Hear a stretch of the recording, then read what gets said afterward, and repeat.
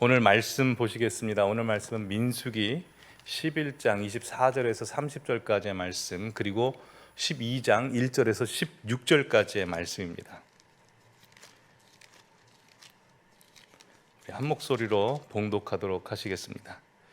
모세가 나가서 여호와의 말씀을 백성에게 알리고 백성의 장로 70인을 모아 장막에 둘러 세우매 여호와께서 구름 가운데 강림하사 모세에게 말씀하시고 그에게 임한 영을 그들이 예언을 하다가 다시는 하지 아니하였더라. 그 기명된 자 중 엘닷이라 하는 자와 메닷이라 하는 자 두 사람이 진영에 머물고 장막에 나아가지 아니하였으나 그들에게도 영이 임하였으므로 진영에서 예언한지라. 한 소년이 달려와서 모세에게 전하여 이르되 엘닷과 메닷이 진중에서 예언하나이다 하매 택한 자 중 한 사람 곧 모세를 섬기는 눈의 아들 여호수아가 말하여 이르되 내 주 모세여 그들을 말리소서. 모세가 그에게 이르되 네가 나를 두고 시기하느냐. 여호와께서 그의 영을 그의 모든 백성에게 주사 다 선지자가 되게 하시기를 원하노라. 모세와 이스라엘 장로들이 진중으로 돌아왔더라. 모세가 구스 여자를 취하였더니 그 구스 여자를 취하였으므로 미리암과 아론이 모세를 법병하니라. 그들이 이르되 여호와께서 모세와만 말씀하셨느냐 우리와도 말씀하지 아니하셨느냐 하매 여호와께서 이 말을 들으셨더라. 이 사람 모세는 온유함이 지면의 모든 사람보다 승하더라. 여호와께서 갑자기 모세와 아론과 미리암에게 이르시되 너희 세 사람은 회막으로 나아오라 하시니 그 세 사람이 나아가매 여호와께서 구름 기둥 가운데로부터 강림하사 장막문에 서시고 아론과 미리암을 부르시는지라. 그 두 사람이 나아가매 이르시되 내 말을 들으라. 너희 중에 선지자가 있으면 나 여호와가 환상으로 나를 그에게 알리기도 하고 꿈으로 그와 말하기도 하거니와 내 종 모세와는 그렇지 아니하니 그는 내 온 집에 충성함이라. 그와는 내가 대면하여 명백히 말하고 은밀한 말로 하지 아니하며 그는 또 여호와의 형상을 보거늘 너희가 어찌하여 내 종 모세 비방하기를 두려워하지 아니하느냐.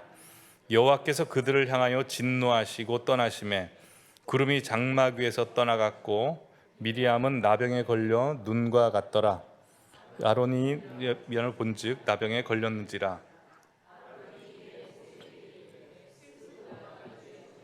우리가 어리석은 일을 하여 죄를 지었으나 청하건대 그 벌을 우리에게 돌리지 마소서.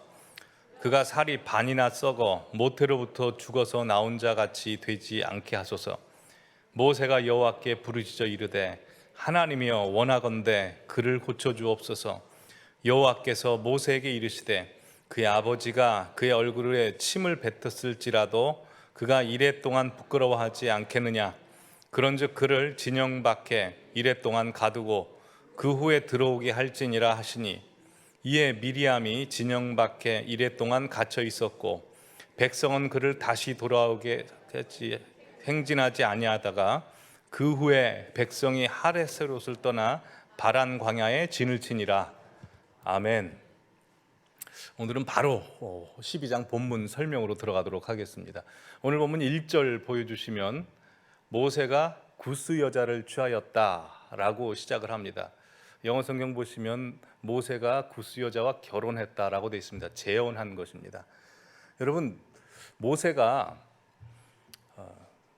모세 부인이 누구입니까? 십보라 아닙니까? 미디안 광야에서 만난 십보라입니다. 또한 지금 이 시점은 이스라엘 백성들이 본격적으로 위험천만한 광야를 향해 진군하는 아주 중요한 시점입니다. 근데 이 중요한 시점에 왜 십보라를 놔두고 모세는 구스 여인과 재혼을 했을까요?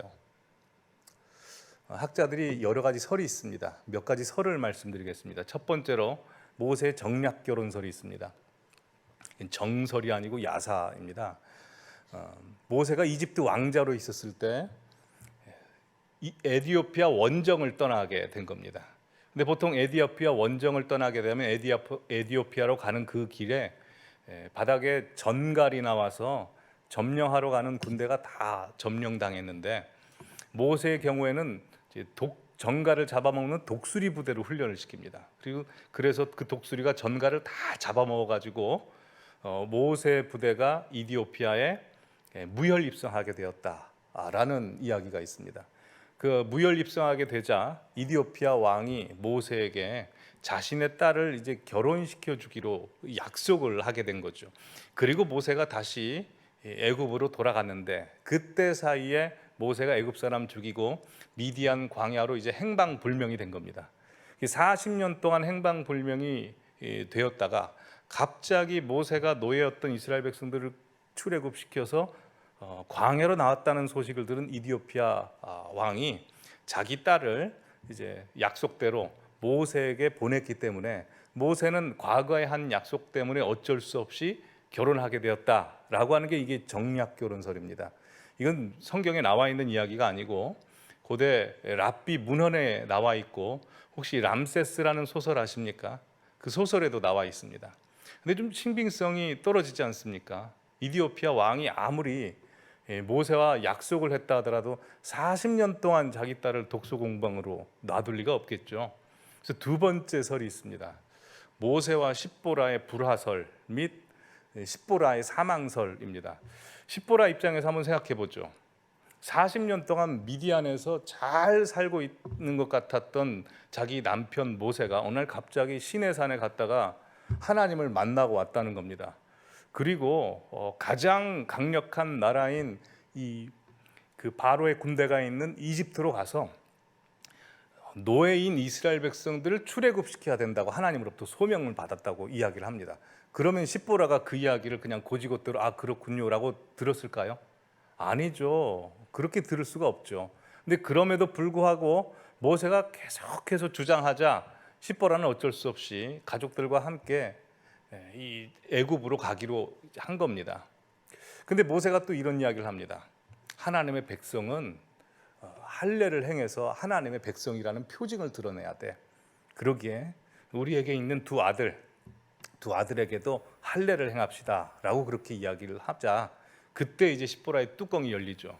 내가 모든 걸 포기하고 애굽까지는 가겠는데 내 사랑하는 아들에게 피 묻히는 것은 못하겠다라고 해서 할례를 행하지 못하게 한 겁니다. 그래가지고 출애굽기 4장 24절 25절 보시면 모세 가족이 이제 출애굽을 시키러 가던 도중에 어느 숙소에 머물렀을 때 갑자기 하나님께서 모세를 죽이려고 하신 겁니다. 이게 굉장히 뜬금없는 사건 아닙니까? 모세를 통해서 이스라엘 백성들을 출애굽시키겠다고 하신 하나님이 모세를 죽이겠다는 게 말이 안 되죠. 근데 이것은 이제 할례라고 하는 것은 하나님의 백성임의 표징을 드러내는 것이기 때문에 하나님께서 모세가 두 아들에게 할례를 행할 수 없게 되자 아내 십보라를 몰아세운 거죠. 그러니 이 하나님의 의도를 난 십보라는 돌칼을 가지고 어쩔 수 없이 자기 아들들의 표피를 가릅니다. 그리고 표피의 껍질을 이제 모세에게 던지면서 화가 나가지고 당신은 참으로 내게 피난 편이다 이렇게 이야기합니다. 이 말은 당신은 내 왼수다 이 말입니다. 그러니 이 사건이 있고 나서 이제 모세랑 십보라랑 대판 싸웠겠죠. 그렇게 싸우다가 그럴 거면 다시 돌아가 해가지고 십보라와 아들들이 다시 처가로 가게 됩니다. 어떤 학자들은 출애굽을 하는 게 굉장히 위험하기 때문에 돌려보낸 것이다라고 이야기했지만, 여러분 그럴 거면 처음부터 같이 오지 말았어야죠. 그렇지 않습니까? 그래서 출애굽기 18장 1절에서 3절 보시면 모세가 성공적으로 출애굽했다는 소식을 들은 장인 이드로가 그 십보라와 자신의 손자 둘을 데리고 이제 모세에게로 갑니다. 그리고 십보라에 대한 이야기는 여기서 더 이상 나오질 않습니다. 여러분, 모세오경을 누가 기록했습니까? 모세가 기록했죠.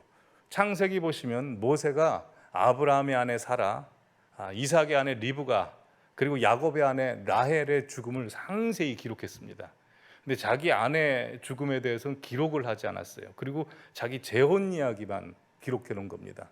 그러니 둘의 사이가 별로 좋지 않았고 또 뭔가 사망설이 있지 않았을까라고 이제 추측을 하죠. 감리교 창시자인 요한 웨슬레이가 있습니다. 그의 연애사를 들으면 참 웃긴데요. 그는 20대부터 너무나 결혼이 하고 싶었습니다. 그래서 마음에 드는 여인이 있으면 찾아가서 결혼해 주십시오 하고 청혼을 하는데 계속 퇴짜를 맞아요. 몇 살까지 퇴짜를 맞냐는 거예요. 40대까지 퇴짜를 맞습니다. 그러다가 48세에 결혼을 해요. 그러면 이제 잘 살아야 되잖아요. 근데 평생 잘 못 삽니다. 어느 정도로 잘 못 사냐면 아내가 병들어서 나중에 죽게 되는데 이 요한 웨슬레이가 아프다는 핑계로 자기 아내 장례식장도 안 가요. 그래서 교회 사가들은 이렇게 얘기합니다. 요한 웨슬레이가 안 아팠어도 아내 장례식장에 안 갔을 거다. 이렇게 모세도 그러지 않았을까라는 생각이 듭니다. 근데 지난 시간 살펴보셨다시피 모세가 굉장한 PTSD 그 스트레스 많이 받았지 않습니까? 그러니까 그렇게 힘든 터에 이제 이디오피아 여인이 딱 보인 거죠. 제가 검색을 해보니까요, 아프리카 country with the most beautiful woman이라고 딱 쳐보니까 1위가 어딘 줄 아십니까? 이디오피아가 나왔습니다. 솔로몬을 찾아온 스바 여왕이 이디오피아 출신이고, 보니까 또 나오미 캠벨도 이디오피아 출신이더라고요. 예쁘게 생긴 사람이 있으니까 이제 보고 재혼을 한 것 아닐까 하는 게 이제 그 모세의 이제 재혼설입니다.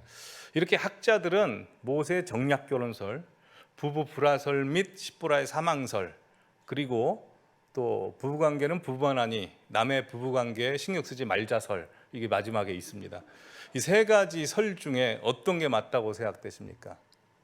근데 어쨌든 모세가 정략 결혼을 했든 아니면 뭐 십보라가 일찍 죽었든 지금 모세의 나이가 몇 세입니까? 81세입니다. 81세에 지금 가장 중요한 이스라엘 백성들을 출애굽해야 되는 그 시점에 결혼을 했습니다. 이게 박수 받을 만한 일입니까? 아직도 청춘이라서 막 박수 쳐줘야 되는 일입니다. 그렇지 않죠. 좀 민망한 일입니다. 얼마나 민망했는지 오늘 보면 1절 다시 보여주시면 그의 누님 미리암과 아론이 모세를 비방합니다. 영어 성경으로도 보시면 Miriam and Aaron began to talk against Moses라고 되어 있습니다. talk for가 아니고 talk against입니다. 모세를 향해서 비방했다라고 되어 있습니다. 근데 2절에 보면 참 희한하게 이런 말씀이 있습니다. 여러분 지금 미리암과 모세가 뭐에 대해서 비방한 겁니까? 모세의 재혼에 대해서 비방을 하지 않았습니까? 그럼 재혼에 대해서 비방을 해야 되는데 2절 말씀 보여주시죠. 이렇게 이야기합니다. 그들이 이르되 여호와께서 모세와만 말씀하셨느냐 우리와도 말씀하지 아니하셨느냐 하매 라고 되어 있습니다. 이게 무슨 이야기라는 겁니까?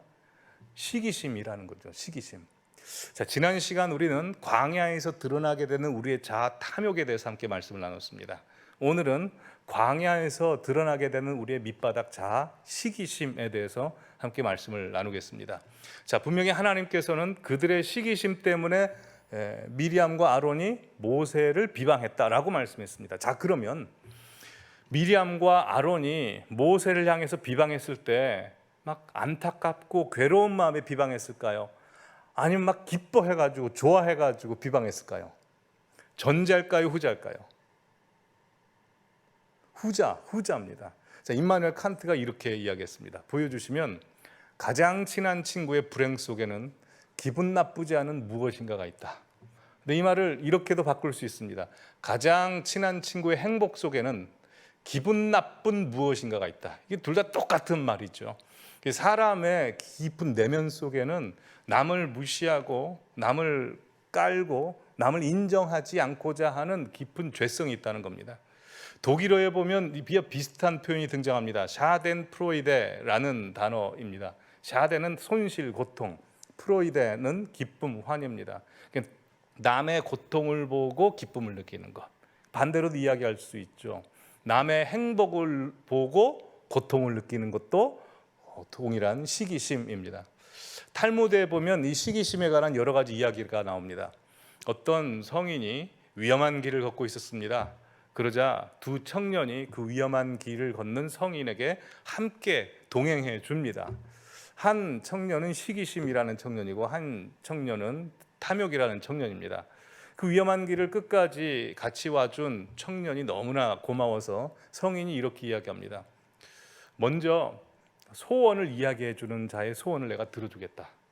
그리고 그 다음에 소원을 말하지 않는 자에게는 소원을 말한 자의 2배를 주겠다라고 이야기를 한 겁니다. 결론은 어떻게 됐을까요? 소원을 이야기했을까요? 안 했을까요? 아무도 이야기를 안 했다는 겁니다. 또 다른 버전의 이야기가 있습니다. 왕이 일을 잘한 2 청년을 데리고 이렇게 이야기합니다. 둘 중에 먼저 소원을 이야기한 자에게 그 소원대로 해주고, 그 다음 소원을 말하지 않은 자에게 소원을 말한 자의 것에 2배를 주겠다라고 했습니다. 근데 둘이 사이가 안 좋았어요. 그러자 한 사람이 먼저 이야기합니다. 뭐라고 이야기한 줄 아십니까? 금을 주십시오라고 한 게 아니라 내 눈 한쪽을 빼주십시오라고 했답니다. 그러면 어떻게 되는 겁니까? 네. 다른 사람은 2쪽 눈이 빠지는 거죠. 여러분, 이렇게 사람이라는 존재는 다른 사람의 행복이나 기쁨을 원하지 않기 때문에 다른 사람의 불행을 위해서 자신의 손실도 감수할 수 있는 존재가 바로 시기심을 가진 사람이다라고 말씀하고 있습니다. 여러분, 그래서 이 시기심이라고 하는 게 얼마나 우리 인생 자아 가운데 딱 달라붙어 있냐면, 어린아이, 갓난아이부터 시작해서 나이 많으신 어르신들까지 다 시기심이 있지 않습니까? 여러분, 80, 90대신 어르신들 보면 얼마나 자비롭고 또 넉넉하고 여유롭게 보이십니까? 근데 양로원에 계시는 분들, 그리고 요양원에 계시는 분들 이야기 들어보면, 어느 날 요양원이나 양로원에 멋있는 할아버지나 할머니가 가면 주변에 할머니, 할아버지가 막 서로 견제하고 시기하고 질투하고 그런다는 이야기 들어보시지 않았습니까? 오늘 본문에 미리암과 아론의 나이가 몇 세입니까? 지금 모세가 81세니까 그들은 훨씬 높죠. 그렇게 나이가 많아도 시기심이 그들을 딱 얽어매고 있습니다. 뿐만 아니라 이 시기심이라고 하는 게 얼마나 무섭냐면, 은혜 받는 현장에서도 시기심이 작동합니다. 여러분, 요한복음 21장 마지막 장 보면 코미디가 하나 적혀 있는데요. 예수님을 3번 부인한 베드로를 살려주시기 위해서 예수님께서 베드로에게 너 나 사랑하냐? 그 사랑 가지고 됐다. 내 양을 먹이라라고 세워주시지 않습니까? 그리고 예수님께서 말씀하세요. 야, 너는 젊어서는 네 마음대로 다녔지만 늙어서는 네가 2 팔을 벌리고 내 마음대로 내가 너를 이끌어 주겠다라고 말씀을 하십니다. 그러자 베드로가 그 이야기를 듣고 뭐라고 말합니까? 옆에 예수님 옆에 요한이 있었는데 쟤는 어떻게 되냐고. 왜냐하면 요한은 예수님 부인 안 했거든요. 십자가 밑에 있었거든요. 그래서 요한이 어떻게 됩니까? 그러자 예수님께서 요한 신경 쓰지 마라 라고 하니까 베드로는 또 요한은 죽음을 보지 않겠다, 뭐 이런 코미디 같은 것이 적혀 있습니다. 여러분, 이렇게 시기심이라고 하는 것은 우리 영혼에 딱 달라붙어 있어서 우리 끝날까지 우리를 괴롭힙니다. 근데 오늘 본문 보시면 이 시기심에 대해서 2절에 하나님께서는 이 시기심의 소리를 다 듣고 계셨고, 4절에 보시면 아주 독특한 표현이 있는데요. 여호와께서 갑자기 모세와 아론과 미리암에게 이르시되라고 되어 있어서 어느 날 갑자기 모세와 아론을 불러서 이 시기심을 다루시는 겁니다. 그래서 오늘은 이 시기심의 특징이 무엇인지를 살펴보고, 이 시기심을 극복하기 위해서는 우리가 어떻게 해야 되고, 또 우리가 인생을 살면서 또한 남들에게 모세처럼 시기심으로 인해서 고통과 공격을 당할 때가 있지 않습니까? 그때는 어떻게 해야 되는지 오늘 본문이 가르쳐주는 대로 함께 말씀을 나누도록 하겠습니다. 첫 번째로, 이 시기심의 특징은 언제나 내게 가까운 사람, 또한 나와 비슷한 일을 한 사람에게 생긴다는 겁니다. 여러분, 모르는 사람이 땅을 사면 배가 안 아픕니다. 근데 아는 사람이 땅을 사면, 사촌이 땅을 사면 배가 아픕니다. 모르는 사람이 승진을 하면 괜찮습니다. 축복해 줄 수 있습니다. 근데 아는 사람, 직장 동료가 승진을 하면 겉으로는 웃으면서 축하한다고 하지만 속은 쓰라린 게 있습니다. 교수님들이 의료계에 종사하시는 분들을 보고 시기하고 질투한 거 본 적 없습니다. 의료계에 종사하시는 분들이 사업하시는 분들을 보고 경쟁심을 가지는 경우가 없죠. 예술하시는 분들이 스포츠 하시는 분들을 보고 시기심을 갖는 경우는 본 적이 없습니다. 물론 한 집안 식구일 경우에는 뭐 예술을 하나 과학을 하나 서로 시기하고 질투할 수 있습니다. 그러나 식구가 아닌 이상 그럴 수 없죠. 교회도 마찬가지입니다. 교회 생활 하시면서 우리 권사님들께서 목사님을 보고 목사님을 보니까 잠도 안 오고 이 시기심 때문에 내가 괴로워, 이런 분들 본 적 있습니까? 지금까지 교회 생활하면서 그런 분들 한 번도 본 적 없습니다. 다 목사님들 위해서 기도해 주시고 생각해 주시고 사랑해 주시는 분들만 뵀습니다. 근데요, 지금까지 목회하면서 권사님들끼리는 시기하고 질투하는 걸 몇 번 본 적이 있습니다. 본 적 있으십니까? 여러분, 목사님들께서 우리 장로님들을 보고 막 나 저 장로님 보면 시기가 나서 질투가 나서 잠이 안 와, 그런 본 적이 없습니다. 근데 목사님들끼리는 시기하고 질투하는 경우들이 종종 있습니다. 근데 성경에 보시면 시기하고 질투하는 일이 굉장히 많이 나오는데 대부분 집안 사람들끼리 이야기입니다. 아담과 하와의 아들 가인과 아벨, 가인의 시기 문제였습니다. 또한 야곱과 에서도 시기 문제고요.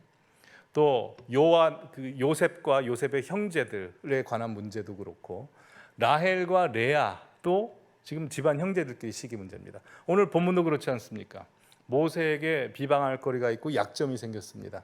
가장 앞에서 보호해주고 지켜줘야 될 이 아론과 미리암이 시기심이 가지니까 그들을 공격하게 됩니다. 또한 뿐만 아닙니다. 성경에 보면 동종업계라고 생각이 돼서 시기하는 경우들이 많이 나옵니다. 사도행전 5장 보여주시면 이 사도들을 동종업계라고 생각한 대제사장들이 사도들의 말씀이 너무나 권능이 있으니까 마음에 시기가 가득하여 사도들을 잡아 가둡니다. 예수님도 그랬죠. 예수님이 붙잡혔을 때 빌라도가 대제사장들에게 물어봅니다. 내가 바라바를 놓아줄까? 예수님을 놔줄까? 근데 빌라도는 다 알고 있었어요. 이미 예수님을 시기하고 있었다는 것. 그래서 바라바를 놔달라고 하지 않습니까? 여러분, 이렇게 시기심이라고 하는 것은 나랑 근거리에 있는 사람, 비슷한 업계에 있는 사람에게 합니다. 근데 왜 그렇게 하는 걸까요? 왜 시기심은 가까운 사람에게 생기는 걸까요? C.S. 루이스가 이렇게 이야기했습니다. 인간을 타락시키는 사탄의 가장 강력한 무기는 비교의식이다. 우리는 항상 우리 자아를 다른 사람을 통해서 확인하려고 합니다. 이걸 사단이 잘 노립니다. 사단은 우리 인간적인 것을 굉장히 바보로 삼고 좌지우지하기 때문에 내 주변에 있는 사람과 나를 비교하면 인간의 시각, 인간의 그 관점, 땅의 관점으로 나보다 잘난 사람에 대해서는 내가 위협적으로 느끼게 되고, 그래서 두려움을 느끼게 되고, 나보다 못났다고 생각하는 사람에 대해서는 내가 우월하다고 생각해서 교만한 마음을 갖게 하죠. 시기심이라고 하는 것은 사단이 움직입니다. 그래서 교만과 불안을 조장시킵니다. 그래서 두 번째로 시기심의 특징이 있는데, 그것은 시기심을 갖게 되면 결국 다른 사람을 공격하게 될 뿐만 아니라 그 공격이 자신의 미래를 닫아버립니다. 즉 시기심은 자기 파멸적인 성격을 갖고 있습니다. 오늘 본문에 보시면 미리암과 아론은 오래전부터 모세를 향해 시기심을 갖고 있었던 것으로 보입니다. 그리고 그렇게 살다가 어느 날 모세의 흠이 보이자 그들의 시기심이 그대로 비방으로 터져나온 거죠. 이렇게 시기심이라고 하는 것은 상대방의 약점이나 흠이 보이면 가만히 있지 않습니다. 공격합니다. 그런데 그 공격은 결국 자기를 죽이게 됩니다. 대표적인 성경 인물이 있죠. 사울입니다. 사울이 다윗을 시기합니다. 그래서 쫓아다닙니다. 그래서 다윗만 광야 생활한 게 아닙니다. 다윗을 시기한 사울도 광야 생활합니다. 근데 다윗의 광야 생활은 하나님께서 이끄신 광야였기 때문에 은혜를 받고 복을 받고 영적인 능력을 받습니다. 그러나 이 사울은 하나님께서 주신 광야가 아닙니다. 자기가 자처한 광야고 시기심으로 간 광야였기 때문에 결국 어떻게 됩니까? 사울은 광야에서 죽는 겁니다. 자기 파멸적인 성격이 있습니다. 삼국지에 보면 주유라는 명장이 나오죠. 주유가 머리가 똑똑한 사람이었는데 이 제갈공명에 대해서 굉장한 시기심을 갖습니다. 그래서 적벽 대전이 벌어져서 이제 패배하게 되고 제갈공명을 죽이려고 했지만 실패하게 됩니다. 그러자 이 주유라는 사람이 제갈공명에 대한 시기 때문에 하늘을 향해서 원망합니다. 하늘이시여, 어찌 이미 하늘이 나 주유를 땅에 내었거늘 왜 제갈공명을 다시 냅니까? 그래서 그 시기심 때문에 그 화를 못 참아가지고 그냥 죽습니다. 또 모차르트를 시기한 살리에르가 있죠. 살리에르는 모차르트보다 훨씬 더 권력도 있었고 또 유명한 당시 궁중 악장이었습니다. 근데 이 살리에르가 모차르트를 보자마자 시기하게 됩니다. 왜냐하면 자기는 몇 날 며칠 열심히 작곡을 해야 멋진 작품이 나오는데 이 모차르트 같은 경우에는 막 그까이 거 대충 해가지고 막 5분 만에 더 멋진 작품을 만드는 겁니다. 그러자 살리에르가 모차르트를 이런 눈으로 봅니다. 이게 시기의 눈, 엔비라고 하죠. 다윗이 사울을 주목하더라. 다윗이 만만이요, 사울은 천천히다. 이 소리를 듣고 사울이 다윗을 주목하더라 할 때 그 주목하다가 이 질투하다, 시기하다입니다. 그래서 결국 이 살리에르도 어떻게 되냐면 뭐 나중에는 모차르트를 독살했다 이런 설이 있는데 그건 확실치 않고요. 살리에르는 그 시기심 때문에 너무 괴로워하다가 정신병이 걸려서 요양원에서 죽게 됩니다. 이렇게 시기심이라고 하는 것은 사람의 평안과 사람의 여유를 다 앗아가 버립니다. 왜 그럴까요? 성경이 분명히 말씀합니다. 야고보서 3장 14절, 15절, 16절 보시면 그러나 너희 마음속에 독한 시기가 있으면 자랑하지 말라. 왜냐하면 15절 이러한 지혜 시기는 위로부터 하늘로부터 내려온 것이 아니요 이 땅의 것이요 정욕적인 것이요 귀신의 것이다. 그러니 시기와 다툼이 있는 곳에는 혼란과 모든 악한 것이 있다 라고 되어 있습니다. 이 시기라고 하는 것은 언제나 귀신이 달라붙게 되어 있습니다. 그래서 자기 파멸적인 성격을 지닙니다. 그래서 세 번째 시기와 질투의 특징은 그래서 공동체를 파괴시킵니다. 가정을 파괴시키고 교회를 파괴시킵니다. 아까 말씀했다시피 가인이 아벨을 시기하자 돌로 아벨을 쳐 죽입니다. 요셉의 형들이 요셉을 시기하자 요셉을 인신매매해가지고 애굽으로 팔아넘겨버립니다. 가정이 해체됩니다. 뿐만 아니라 교회도 마찬가지죠. 고린도 교회는 굉장히 부한교회였습니다. 근데 그 부한교회였지만 시기심을 갖게 되자 너는 그리스도파, 너는 바울파, 너는 게바파, 너는 아볼로파 사분오열되는 것입니다. 그래서 오늘 본문에 보시면 하나님께서 이 시기의 문제를 굉장히 심각하게 보시고 다루십니다. 왜냐하면 이스라엘의 최고 지도자인 모세, 미리암, 아론이 시기 문제 때문에 분열이 되었기 때문입니다. 그래서 오늘 본문 9절, 10절 보여주시면 함께 읽어볼까요? 시작. 여호와께서 그들을 향하여 진노하시고 떠나시매 구름이 장막 위에서 떠나갔고 미리암은 나병에 걸려 눈과 같이 되더라 라고 해서 하나님이 진노하실 뿐만 아니라 미리암에 대해서 징계하십니다. 왜 아론은 징계하지 않으셨을까요? 아론은 여러 가지로 운이 좋습니다. 그 금송아지 만든 사람이 아론 아닙니까? 금송아지 때문에 많은 사람이 죽었거든요. 근데 아론은 살려두십니다. 근데 이번에도 아론은 살려두세요. 왜 그럴까요? 제사를 해야 되기 때문에 그랬겠죠. 아론은 정말 은혜를 많이 받은 사람입니다. 근데 미리암은 아마 주동자였기 때문에 본보기로 하나님께서 나병을 주신 것 같습니다. 미리암이 뭐라고 욕을 했을까요? 구스 여자가 얼굴이 까맣지 않습니까? 얼굴 까맣다고 욕을 했겠죠.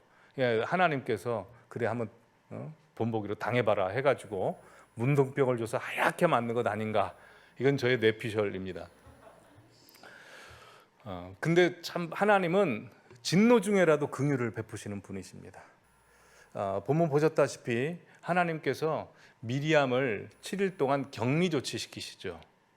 근데 격리 조치시키시고 그냥 이스라엘 백성들에게 야 출발하자 하고 미리암만 놔두고 떠나지 않으세요.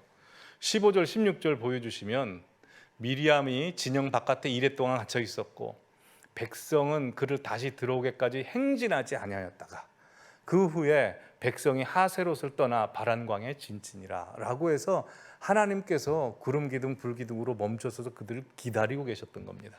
이렇게 하나님께서는 이 교회라는 공동체가 하나 되는 것을 굉장히 원하시고 민감하게 반응하셔서 이스라엘 공동체를 하나로 마치 생명싸게 보자기 싸듯이 엄마처럼 그렇게 인도해 주시는 분이십니다.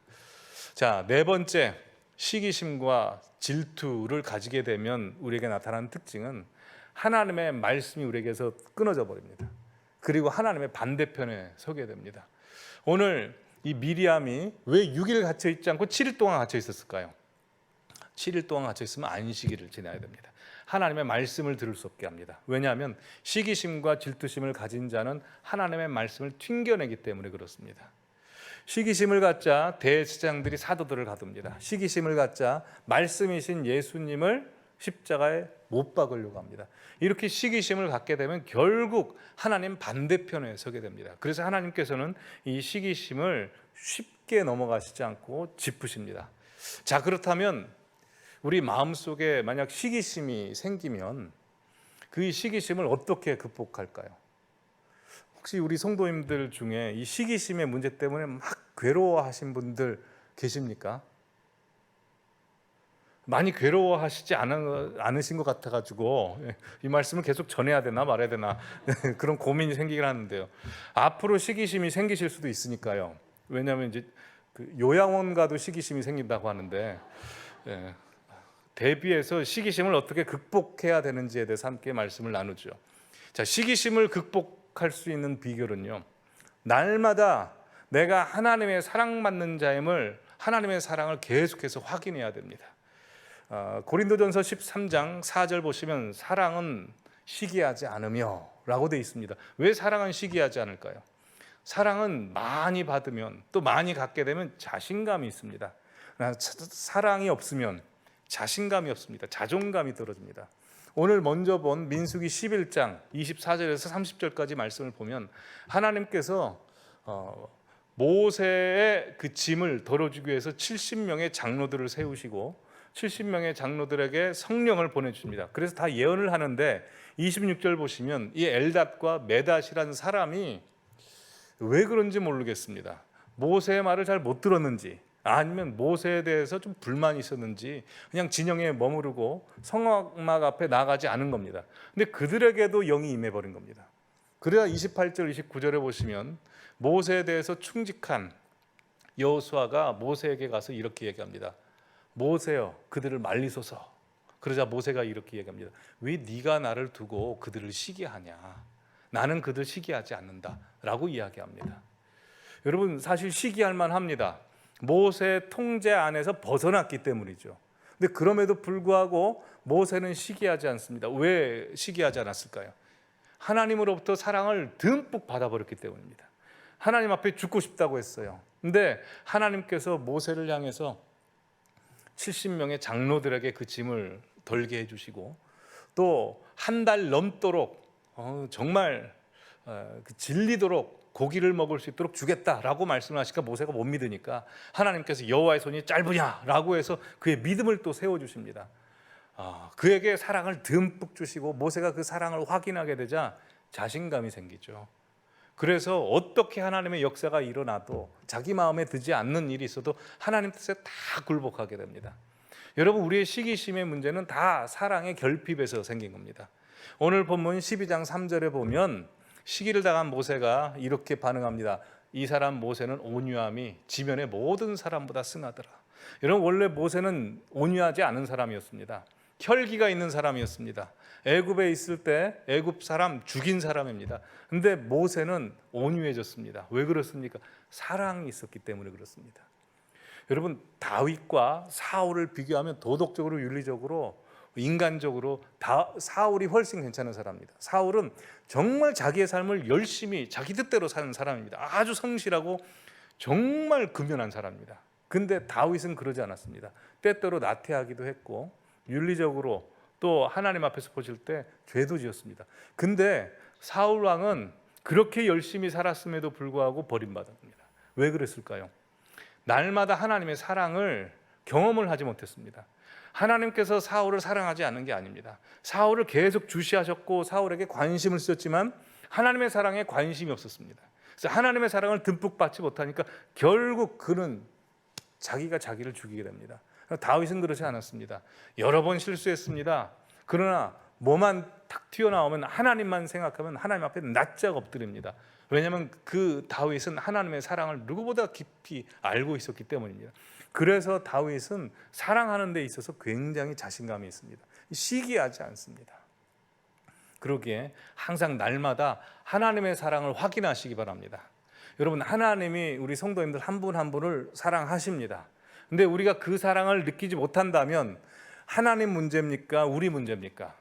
우리 문제입니다. 하나님의 사랑을 내가 못 받는 뭔가 장애물이 있던가, 하나님의 사랑을 왜곡하는 뭔가가 있던가, 그러게 그 왜곡되고 장애물이 있는 것을 다 벗어버리고 하나님의 사랑을 듬뿍 경험하시기 바랍니다. 두 번째로 시기심을 극복하는 방법은 비교 대상을 바꾸십시오. 비교 대상을 옆에 있는 사람이 아니라 예수님과 비교하십시오. 하나님과 비교하십시오. 여러분, 사람이 시기심을 갖게 되는 것은 자기의 시선으로 다른 사람과 나를 보기 때문입니다. 나의 시선이라고 하는 것은 언제나 이 땅에 갇혀 있을 수밖에 없습니다. 이 땅의 기준의 것을 보고 나를 보고 다른 사람을 보기 때문에 시기심을 가질 수밖에 없고 교만함을 가질 수밖에 없습니다. 그러나 예수님과 나를 비교해버리면 나는 언제나 불쌍한 사람입니다. 다른 사람도 마찬가지입니다. 그러기에 예수님과 비교하면 겸손할 수밖에 없습니다. 자기를 드러낼 수밖에 없습니다. 그리고 하나님의 시선을 우리가 갖게 되면 나와 다른 사람을 보는 게 달라집니다.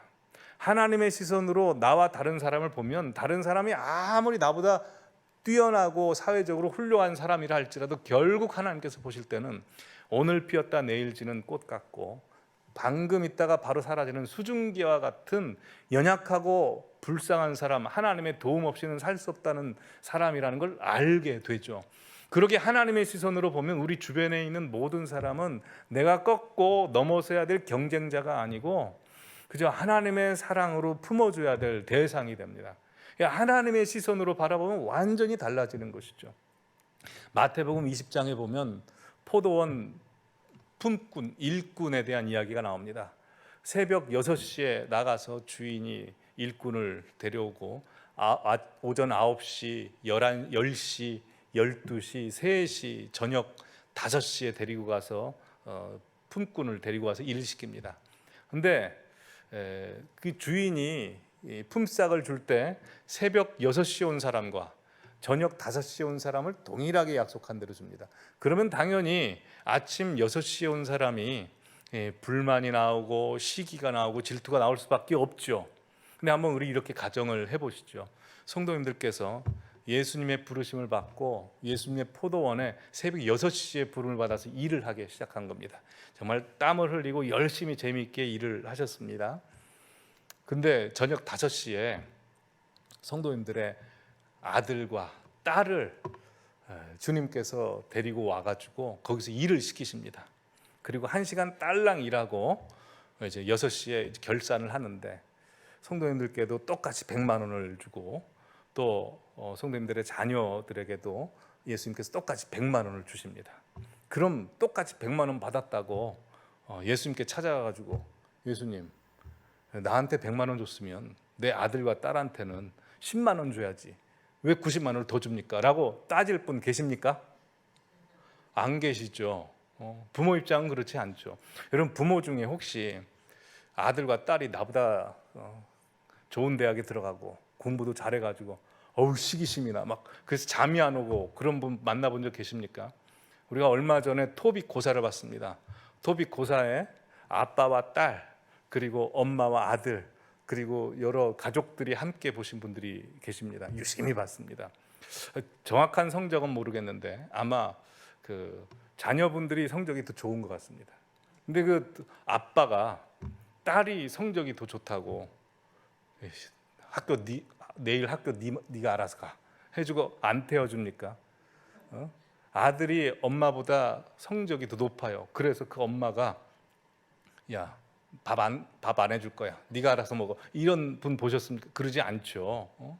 자기 자녀가 자기보다 잘 되면 자기가 잘 된 것보다 훨씬 더 기뻐하는 게 부모의 마음입니다. 이게 하나님의 마음이라는 것입니다. 시기심이 있으면 항상 하나님과 나를 비교하고 하나님의 시선으로 보시기 바랍니다. 마지막 세 번째로 우리에게 시기심이 생길 때는 어떻게 해야 될까요? 시기심이 생기는 사람을 축복하며 기도해 버리십시오. 오늘 보면 13절에 보시면 모세를 공격한 미리암에 대해서 모세가 오히려 축복 기도합니다. 모세가 여호와께 부르짖어 이르되 하나님이 원하건대 그를 고쳐주시옵소서, 그를 고쳐주시옵소서라고 간절히 기도합니다. 하나님께서 이 모습 보시고 어떻게 생각하셨을까요? 참 잘했다, 참 하나님의 마음이 따뜻해지지 않았을까요? 19세기 영국의 부흥을 일으켰던 세 목사님이 있습니다. 스펄전 목사님이 계시고 캠벨 몰간 목사님이 계시고 또 한 목사님은 프레드릭 마이어라는 분이 계시는데요. 이 스펄전 목사님이 설교를 굉장히 잘하는 분입니다. 설교의 황태자라는 분이고, 캠벨 몰간 목사님은 굉장한 카리스마로 강해 설교를 굉장히 잘했던 분입니다. 근데 이 캠벨 몰간 목사님이 미국의 선교사로 갔다가 어디로 부임하게 되냐면 영국의 가장 대표적인 교회 웨스트민스터 처치 채플로 오게 된 겁니다. 그러자 프레드릭 마이어 목사님이, 캠벨 몰간 목사님이 미국에 가서 선교할 때는 열심히 중보가 되고 위에서 막 기도가 됐는데, 갑자기 영국의 가장 대표적인 이 웨스트민스터 채플의 담임 목사님으로 오시니까 막 시기가 나고 질투가 나는 겁니다. 이 설교의 황태자 스펄전 목사님이 설교를 잘하는 건 그렇다 치고, 이 캠벨 몰간 목사님이 아주 카리스마로 또 큰 교회를 담임하시니까 막 시기심이 나가지고 기도가 안 되더랍니다. 그래서 하나님 앞에, 하나님 나 시기심과 질투 좀 해결해 주십시오 라고 계속해서 기도했답니다. 그래서 어느 순간 성령님께서 이렇게 말씀하셨답니다. 야, 시기심과 질투 이거 제거하는 정도로 기도하지 마. 오히려 그들을 위해서 축복하는 기도를 해라 라고 그런 음성이 들렸답니다. 그래서 그때부터 시기심과 질투를 제거해 달라고 기도한 게 아니라 오히려 시기심과 질투가 나는 많은 사람들을 위해서 축복하며 기도해 버렸더니, 그전에는 알지 못했던 하나님이 주시는 그 하나님의 마음, 그 넓은 마음이 와서 바다처럼 다 품을 수 있게 하셨다고 합니다. 여러분, 하나님은 그러십니다. 우리에게 시기심과 질투심이 생길 수 있습니다. 그러나 그걸 가지고 하나님 앞에 나아가면 하나님께서 주변 환경을 통해서랄지 아니면 내 마음이랄지 또한 어떤 신묘막측한 방법을 통해서랄지 그 문제를 해결해 주시는 분이십니다. 그러기에 항상 이 시기심과 질투라고 하는 것은 우리에게 없을 수 없습니다. 그러나 그것 가지고 하나님 앞에 나아가면 하나님이 그것 가지고 우리가 씨름을 해주시고 하나님의 선물을 주실 것입니다. 자, 마지막으로, 그렇다면 우리 인생 가운데 시기심이나 질투, 또 다른 이유로 남들에게 공격을 받으면 어떻게 될까요? 어떻게 우리가 반응해야 될까요? 오늘 민수기 12장 말씀을 쭉 읽어보면 이런 결론을 내리고 싶은 유혹이 있습니다. 하나님이 세우신 지도자에게 까불다가는 하나님한테 혼난다. 오늘 본문의 내용이 좀 그렇지 않습니까? 근데 오늘 본문을 자세히 살펴보시면 모세가 자기 입으로 나한테 까불다가는 나한테 혼난다, 나한테 까불다가는 하나님한테 혼난다, 이 말씀을 하지 않습니다. 모세는 아무런 말을 하지 않습니다. 대응하지 않습니다. 누가 나섰습니까? 하나님이 변호하시고 하나님이 모세를 보호하십니다. 하나님이 직접 미리암과 아론에게, 야, 나는 모세와 대화할 때 다른 선지자들하고 달라. 모세와는 대면에서 대화해 라고 말씀하시는 것입니다. 여러분, 독수리가 하늘의 제왕이지 않습니까? 이 독수리를 까마귀가 그렇게 공격한답니다. 까마귀가 어딜 공격하는 줄 아십니까? 이 목을 그렇게 쪼아댄답니다. 그럼 독수리가 이 까마귀에 대해서 어떻게 대응할까요? 대응하지 않는답니다. 그저 독수리는 그냥 하늘을 높이 날아오릅니다. 높이 날아오르면 옆에서 쪼아대던 까마귀가 숨이 막혀가지고 산소가 부족해서 알아서 떨어진다는 겁니다. 여러분, 모세에 대해서 미리암과 아론이 아무리 쪼아대도 모세는 반응하지 않습니다. 모세가 했던 건 그냥 하나님께로 높이 올라가 버리는 겁니다. 여러분, 요셉의 형들이 시기합니다. 그 시기가 언제 끝납니까? 하나님이 요셉을 높은 곳으로 올려주셨을 때입니다. 다윗에 대해서 다윗의 형들과 사울이 시기합니다. 그 시기가 언제 끝납니까? 하나님께서 다윗을 높이 올려 세우셨을 때입니다. 개척교회하는 친구랑 최근에 이런 대화를 했습니다. 목회자의 권위는 어디에서 생기는 걸까? 목회자의 권위는 순종에서 세워집니다. 자기가 자기를 주장하고 자기 능력을 과시하는 게 아니고 순종할 때 하나님이 그를 세워주시는 거죠. 우리 성도님도 한 분 한 분 마찬가지입니다. 우리를 세워주시는 분은 하나님이십니다. 내가 나를 세워야 되는 것이 아니고 하나님이 우리를 세웁니다. 그러기 위해서 우리가 해야 될 게 뭡니까? 하나님 말씀에 순종하는 것입니다. 그래서 사마천 사기에 보면 이런 말씀이 있습니다. 이웃이 2배 부자가 되면 시기하지만 10배 부자가 되면 두려워하고 100배 부자가 되면 화친한다. 예. 그러기에 누군가의 공격을 받으시거든 인간적인 방법으로 대응하지 마십시오. 하나님이 변호하시고 하나님께서 때가 되면 역사하십니다. 오늘 본문에 보면 미리암과 아론을 갑자기 불렀다라고 4절에 나와 있습니다. 하나님께서 우리가 생각하지 못하는 그 순간에 갑자기 다 처리하시는 것입니다. 그러기에 하나님께 다 맡기시기 바랍니다. 오늘 본문에 보시면 모세는 분명 박수칠 만한 일을 하지 않았습니다. 민망한 일을 했고 비방받을 만한 일을 했습니다. 자, 그렇다면 what if 미리암과 아론이 만약 모세를 비방하지 않고 이런 부족한 모세를 감싸주고 보호해주고 방어해 주었다면 어떻게 됐을까요? 창세기 9장에 노아가 술 먹고 취해가지고 하체를 드러냈을 때 그의 아들 셈과 야벳이 몰래 아버지의 하체를 가립니다. 하나님께서 그들에게 복을 내리십니다. 마찬가지로 미리암과 아론이 만약 이 모세의 흠을 가리고 덮어주었다면 하나님께서 내 부족한 종 모세의 흠과 부족한 것을 덮어줘서 참 고맙다, 참 잘했다라고 칭찬받지 않았을까요? 여러분, 민수기 말씀을 하나님께서 왜 우리에게 주셨을까요? 민수기에 나온 이스라엘 백성들의 불평과 원망과 실패를 우리 보러 재반복하라고 이 말씀을 주셨을까요? 이스라엘 백성들이 복이 없다고 불평했으니 우리도 복이 없다고 불평하고, 이스라엘 백성들이 모세를 향해서 비방했으니 우리도 상대방이 흠이 보면 비방하고, 이러기 위해서 주셨을까요? 그렇지 않죠. 민수기 말씀을 뒤집으라고 주신 겁니다. 이스라엘 백성들이 복이 없다고 불평하면 우리는 복이 없다고, 아니 그럼에도 불구하고 하나님이 우리와 함께 하신다고 기뻐 찬양하고, 민수기에 나오는 이스라엘 백성들이 모세를 비방했다면 우리는 옆에 있는 흠이 있는 사람들의 흠을 덮어주고 방어해주고 보호해주는 역할을 하라고 이 말씀을 주신 줄 믿습니다. 그러게 우리 성도님들 삶 가운데서 이 시기심이라고 하는 것은 우리가 다 내보내야 되고 제거해야 되는 것으로서 하나님 앞에 다 아뢰기 바라고, 오히려 하나님께서 주신 마음으로 형제를 사랑하는 마음으로 품으시기 바랍니다. 또한 우리 주변에 누군가 억울한 일을 당하고 공격을 당한다면 앞에서 보호해주고 막아주셔서 하나님께서 보실 때 참 잘했고 칭찬받는 종이다 라고 하나님께서 인정하시는 모든 분들 되시기를 바랍니다. 오늘 함께 찬양하시겠습니다. 형제의 모습 속에 보이는 하나님의 형상 아름다워라. 자매의 모습 속에 보이는 하나님의 형상 아름다워라. 우리 주변에 있는 형제님들, 자매님들, 우리 성도님들 바라보시면서 축복하시겠습니다.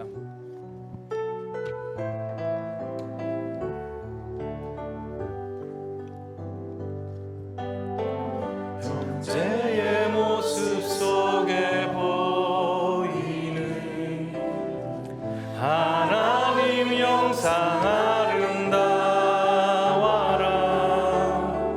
존귀한 주의 자녀 됐으니 사랑하며 섬기. 자매의 모습 속에 보이는, 자매의 모습 속에 보이는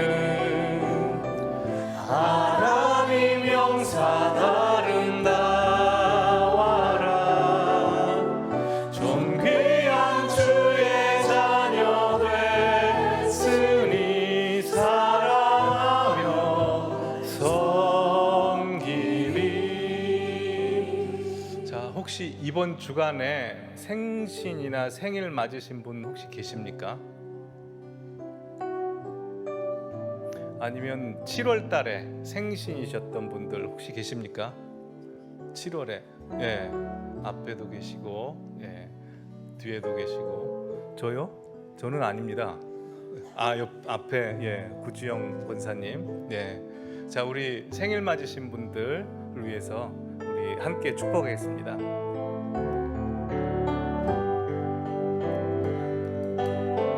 자매의 모습 속에 보이는 하나님 형상 아름다워라. 존귀한 주의 자녀 됐으니 사랑하며 섬기리. 형제의 모습 속에, 형제의 모습 속에 보이는 하나님 영상 아름다워라. 존귀한 주의 자녀 됐으니 사랑하며 섬기리. 이번에 우리 목사님들을 향해서 목사님의 모습 속에 보이는 하나님 영상 아름다워라. 존귀한 주의 자녀 됐으니 사랑하며 섬기리. 우리 장로님들을 향해서 장로님 모습 속에 하나님 영상 아름다워라. 존귀한 주의 자녀 됐으니 사랑하여 섬기리. 우리 권사님들 모습 속에 보이는 권사님 모습 속에 보이는 하나님 영상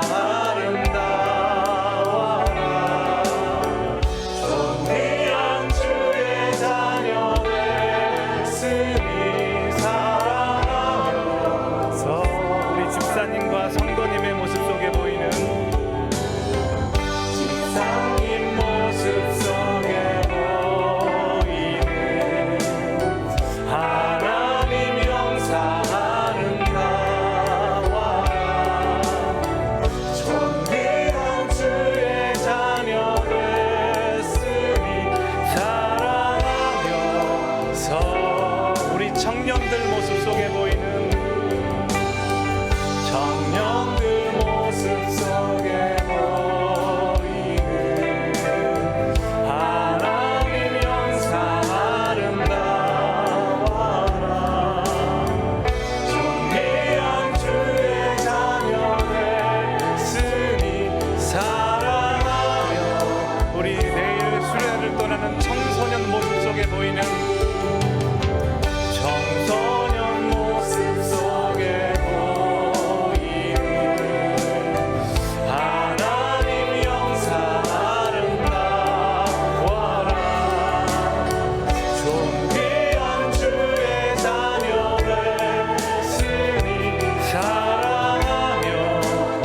사랑의 주님이 날 사랑하시네. 사랑의 주님이 날 사랑하시네.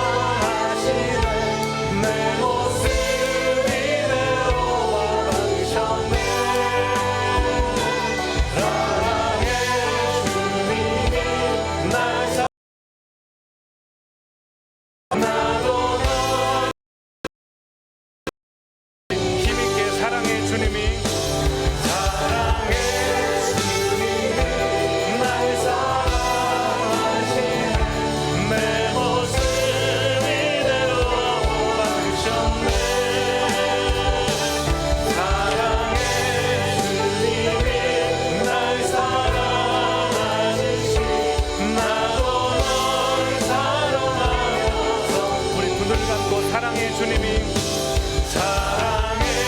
주님이 날 사랑하시네.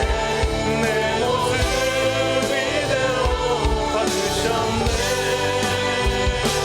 사랑의 주님이 날 사랑하듯이 나도 널 사랑하며 섬기리. 이 시간 함께 기도의 자리로 나아가겠습니다.